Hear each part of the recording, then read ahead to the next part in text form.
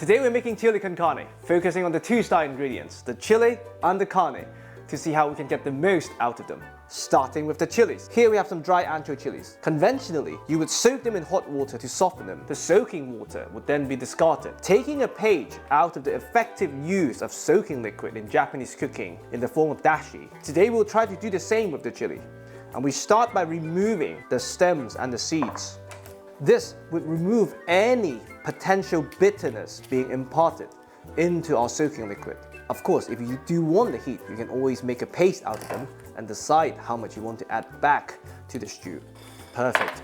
Now, before we make our dashi, we take a page out of the Sichuan chili oil making process by toasting our dry chilies to activate and release the essential oils so that they'll be more aromatic once rehydrated. And the heat will also promote a light Maillard reaction on the surface, giving us more complexity. It smells incredible.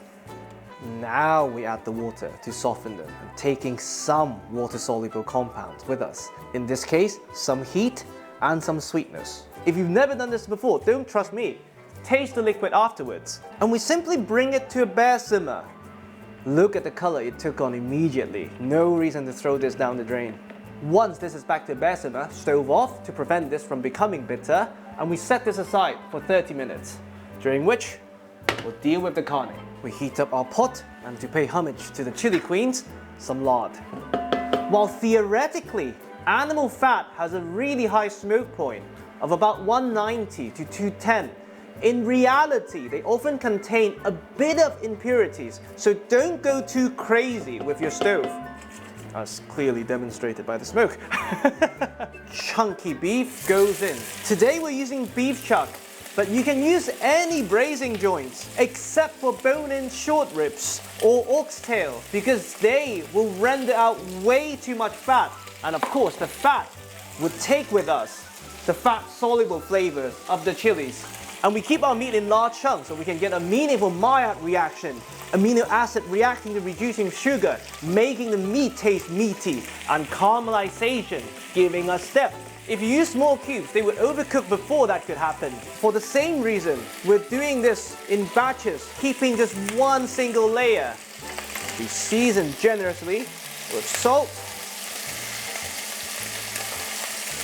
Oh, the smell of beef fat and lard together is just incredible. Beautiful color. Once everything is beautifully browned, we take out our beef. And at this point, you skim off as much or as little fat as you wish. Now, we reduce the heat to medium-low, and we add some finely chopped onions. And through heat, we're evaporating the water content, concentrating the flavors and sweetness in particular of the onions. And of course, the moisture released by the onions would start deglassing the pan, mopping up all those beautiful fond, beautiful burnt bits we just created with the beef chuck. Season once again with salt, and this will also help the onion draw out its moisture. We are cooking the onion without color, by the way. The color you see is from the fond, not from the caramelization. And once they soften, they will also add body to the stew.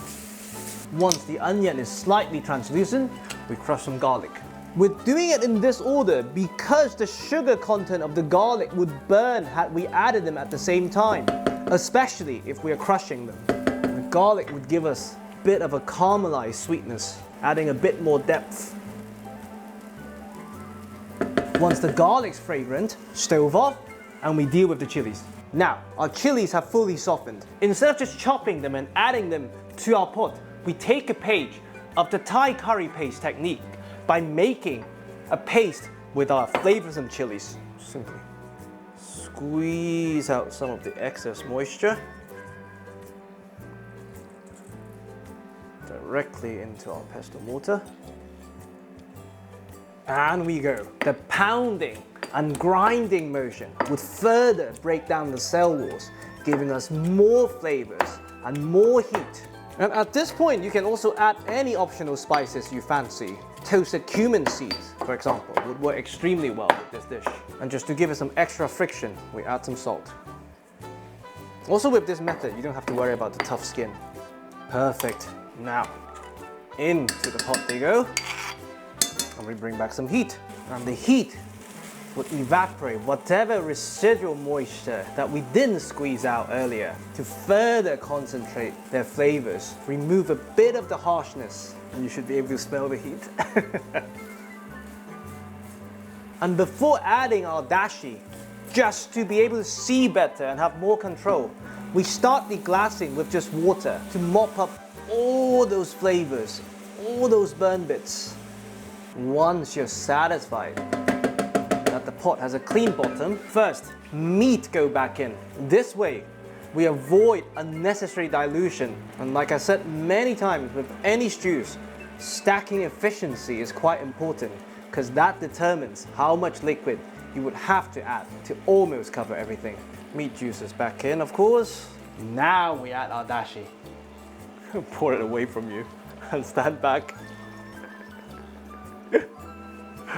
Top this up with just enough water to almost cover everything. Once this is back to a boil, taking a page from our own bourguignon recipe, this whole thing goes into the oven uncovered at 150 Celsius to slowly cook, to slowly reduce, and most importantly, for the top to continue to brown. And every 30 minutes, we'll move it to get equal opportunity browning. For beef chuck, I'll see you in 3 hours.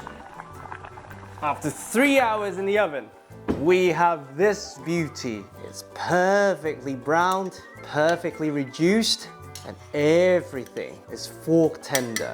Now, many recipes recommend resting this in the fridge overnight.